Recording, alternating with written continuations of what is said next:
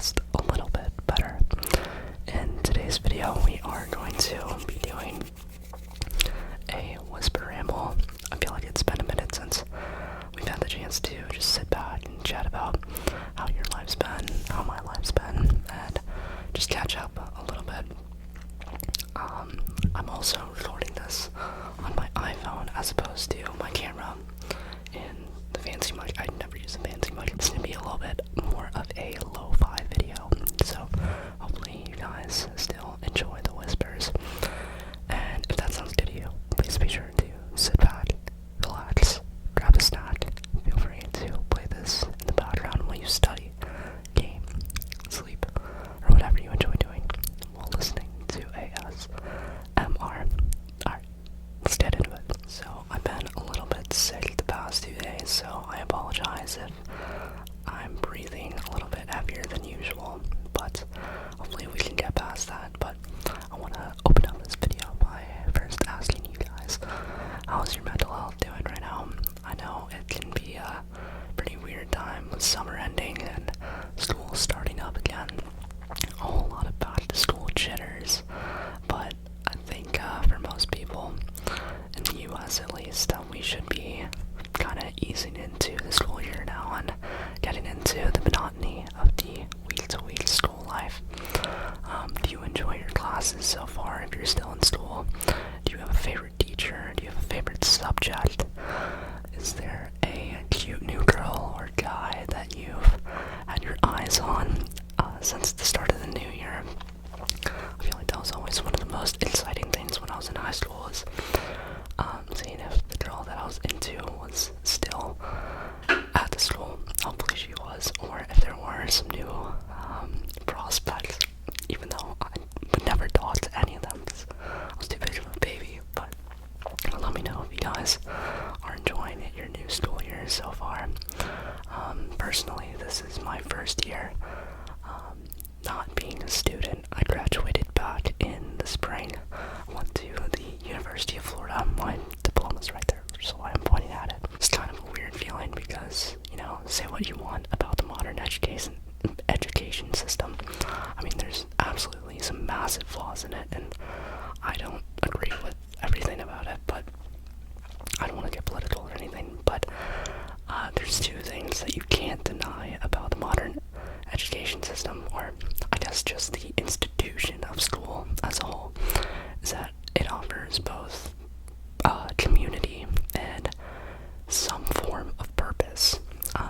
Like when you're in school, you have the daily structure, as bad as it is, of having to wake up early in the morning, and then showing up to class every single day. But you also get to see like-minded people who are your age, who have similar interests to you every single day. And I think that's something that a lot of students nowadays probably take for granted, because I don't know if this is just a me problem, but now that school's over and I don't work a job where I have to deal with people every day, it gets kind of, I don't want to say lonely, but I don't have the chance to interact with people my age every single day anymore. So it's kind of a weird feeling. It's probably a very niche thing because most people have normal jobs. I just don't have a normal job. But yeah, it's just kind of a weird feeling. But let me know if you guys can agree with that at all. But other than that, the first game of the NFL season was yesterday. For any of you football fans, the Detroit Lions beat the Kansas City Chiefs in I don't want to say a massive upset because the Chiefs were missing 2 key players, but the Lions took down the Chiefs. I personally have 3 different fantasy leagues that I'm participating in, which I have $400 invested in, which isn't crazy for a lot of sports fans, but for me, this is the most I've ever invested in a league, so I'm super invested in this football season. And I have Amon-Ra St. Brown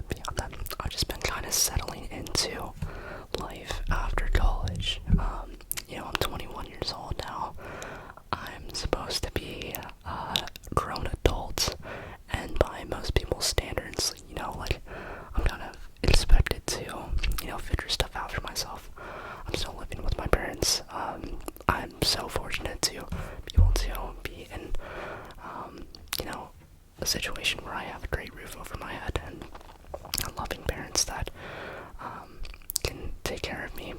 I don't necessarily need it, but